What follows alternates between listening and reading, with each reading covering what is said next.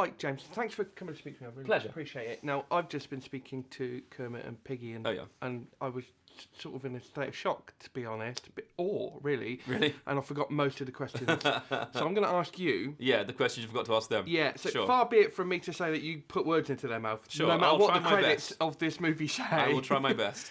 Okay, so one of the things that was concerning me is, without giving away too many spoilers, the babies that we see.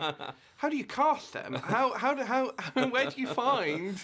Again, I don't want to give too much away because it's such a sweet surprise in the part of the film that it's in.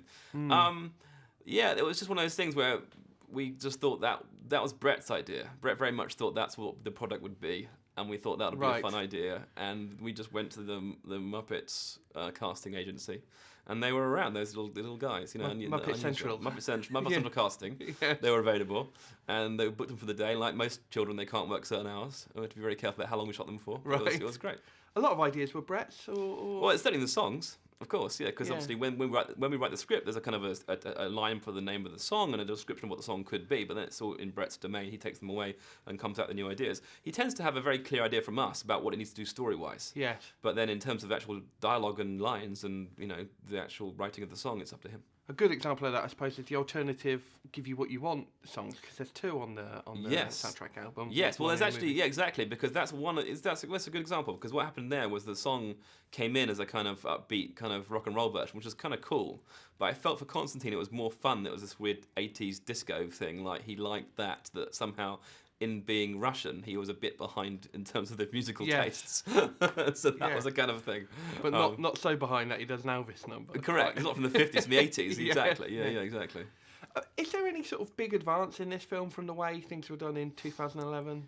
Not particularly. Again, I always have this... I mean, obviously, to a degree, the movie is more of an action film because it's a caper movie, and you can't avoid that. It's always going to be the case. But still, there's no CG puppets in this. It's all puppeteering still. My rule of thumb is always that there has to be someone performing the puppet in front of a camera. And then we obviously composite stuff on matte and stuff, in like full-body stuff. But yeah, there's always someone puppeteering. It's never a full CG book build. There seems to be a few more full body shots in this than there are. Again, it's because it's action based, and you can't really have someone jumping around without seeing their legs. So you have to see legs, and it's a thing you have to be fairly careful with. Because I remember even before I made movies with Muppets, I was watching them from a young age, and those legs things always bump me a little bit. So you have to be careful about how you do them and where they go and how often you see them, and they need to feel like they're pretty organic. And so it's one of those things that it's important to be careful how you use them.